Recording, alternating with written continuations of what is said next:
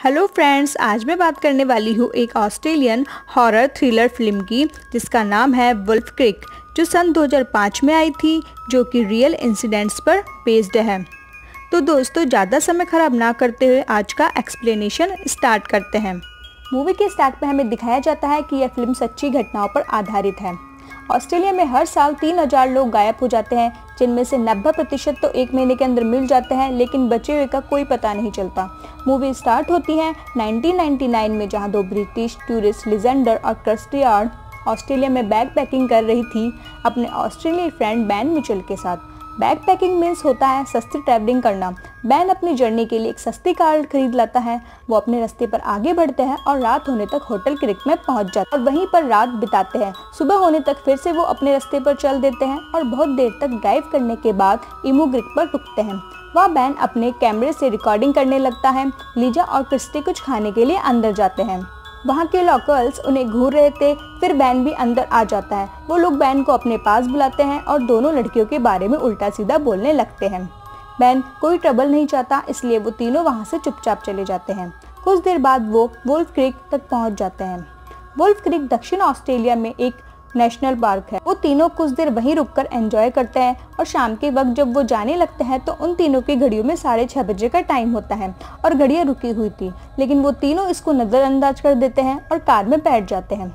लेकिन वो देखते हैं कि उनकी कार भी स्टार्ट नहीं हो रही थी। बहुत कोशिश करने के बाद भी जब कार स्टार्ट नहीं होती, तब वो कार में सोने का फैसला करते। अंधेरा होने के कुछ देर बाद एक रोशनी उन्हें उनकी तरफ आती हुई दिखाई देती है। वो सब डर जाते हैं, पर पास आने पर उन्हें पता चलता है कि वो एक ट्रक था। उस ट्रक में मिक टेलर नाम का एक लोकल आदमी था।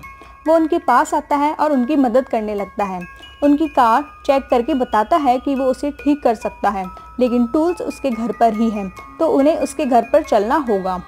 बहुत देर सोचने के बाद वो डिसाइड करते हैं कि यही उनके लिए सही होगा। वो तीनों कार में बैठ जाते हैं और वो उनकी कार वहाँ से खींचकर ले जाता है। उन्हें वुल्फ क्रीक से निकले हुए बहुत टाइम हो गया था, लेकिन मिक का घर तो अभी तक आया ही नहीं था और अंधेरे में उन्हें पता भी नहीं चल रहा था कि वो तीनों कहाँ जा रहे थे। तो तीनों घबराने लगे, लेकिन फिर कुछ देर बाद उसके घर पहुंच जाते हैं। उसका घर ऐसी जगह होता है जहां कोई नहीं होता। वो उन्हें पीने के लिए पानी देता है और फिर अपने पास की स्टोरी सुनाने। वो एक हंटर था जो कई सारे जानवरों को मारता था। वो अपनी बातों को बहुत मजाकिया अंदाज में बता रहा था, लेकिन कुछ देर बाद उन्हें उसकी बातें खराब लगने लगती है। बैन भी उससे मजाक करने लगता है, लेकिन वो बैन की बातों से चिढ़ जाता है और वो बैन को घूरने लगता है। वो बातों बातों में अपने बारे में बहुत कुछ बता देता है, लेकिन वो तीनों उसकी बातों को समझ नहीं पाते। वो बातों ही बातों में यह भी बोलता है कि वो उन जानवरों को मारता है जो आजकल यहाँ घूमते रहते हैं, जैसे कि टूरिस्ट। उसके इस बात को भी वो मजाक समझते हैं। मिक उठकर उनकी कार ठीक करने का नाटक करने लगता है। जो पानी उन तीनों ने पिया था, उसे पीकर वो बेहोश हो जाते हैं। सुबह जब लीज को होश आता है तो वो खुद को बंधा हुआ पाती है। वहाँ उसे आसपास कोई दिखाई नहीं देता और बाहर उसका सामान भी बिखरा हुआ दिखाई पड़ता है। वो वहाँ चिल्लाती है। ऐसे में उसका पूरा दिन रात गुजर जाता है। परेशान होकर वह अपने आसपास कुछ ढूंढने लगती है। उसे वहाँ कांच का टुकड़ा दिखाई पड़ता है, जिसे वह अपनी रस्सी खोल लेती है। बाहर निकलते देखती है कि उनके सामान पर बहुत सारा खून पड़ा था और मिग ने उनकी गाड़ी के सारे पार्ट भी खोल दिए थे। यह देखकर वह जान बचाकर वहां से भागने लगती है।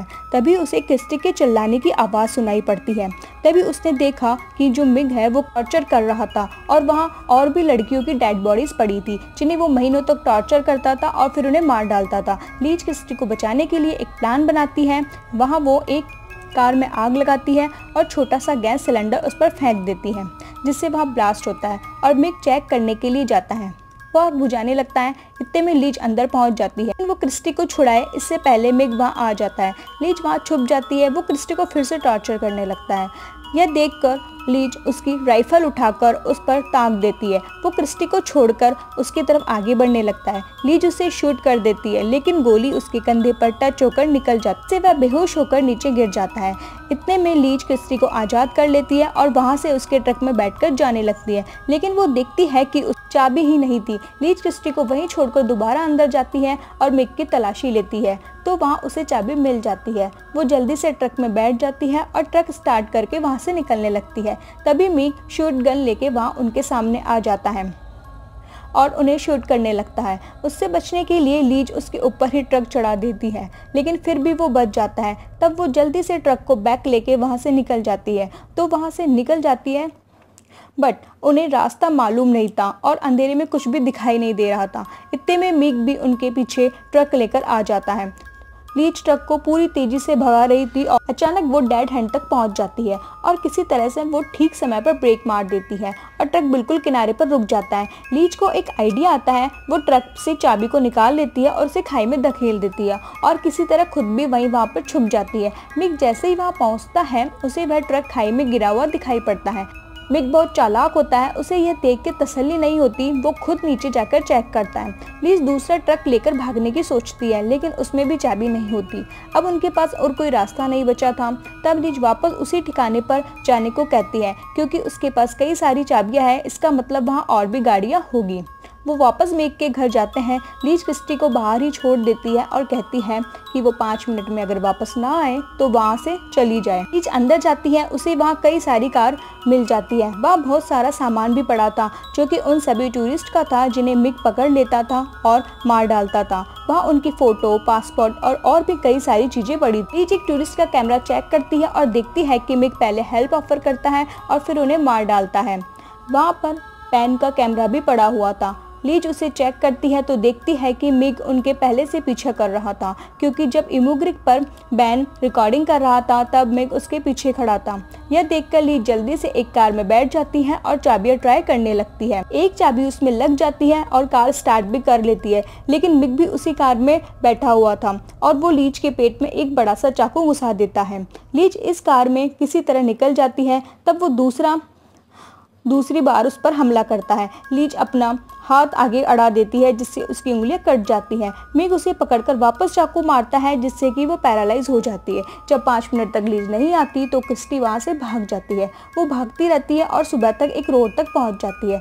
वो उस रोड पर बहुत देर तक भागती है, बट वहां से कोई नहीं गुजरता। तब वो थक कर वहीं बैठ जाती है। तब उसे एक कार उसकी तरफ आती दिखाई पड़ती है। उसे रोककर मदद मांगती है। उसमें एक बुढ़ा आदमी बैठा था जो कि उसकी मदद करता है। वो कार की डिग्गी में से पानी निकाल कर लाता है और इतने में मिग उसे अपनी राइफल से शूट कर देता है।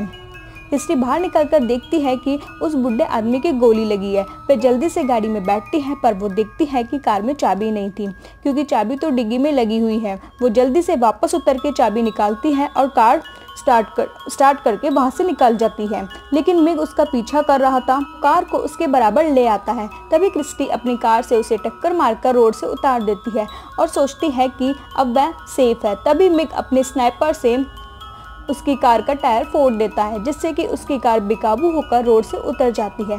वो उसके पास जाता है और जैसे ही क्रिस्टी कार से उतरती है, मिग उसे गोली मार देता है।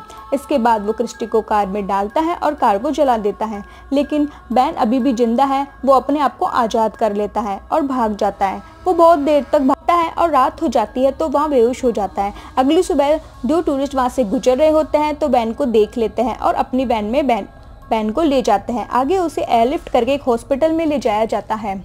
एंड में पता चलता है कि बहुत सारे पुलिस सर्चेस के बाद भी लिजा और क्रिस्टी का पता नहीं चल पाया। इस केस की इन्वेस्टिगेशन सही से नहीं हो पाई, क्योंकि इस केस का एक ही विटनेस था और उसके पास ना तो कोई सबूत था और ना ही क्राइम की एग्जैक्ट लोकेशन पता थी। 4 महीने तक वैन को पुलिस कस्टडी में रखने के बाद उसे रिहा कर दिया जाता है और वो अब साउथ ऑस्ट्रेलिया में रहता है। इसके बाद हमें मिग दिखाया जाता है, जो अभी भी आज़ाद था, और अब यहाँ ये मूवी का एंड हो जाता है। आई होप आपको आज की वीडियो पसंद आई होगी, तो वीडियो को लाइक करें और चैनल को सब्सक्राइब करें और बेल नोटिफिकेशन ज़रूर से ऑन कर दें। ओके दोस्तों, बाय।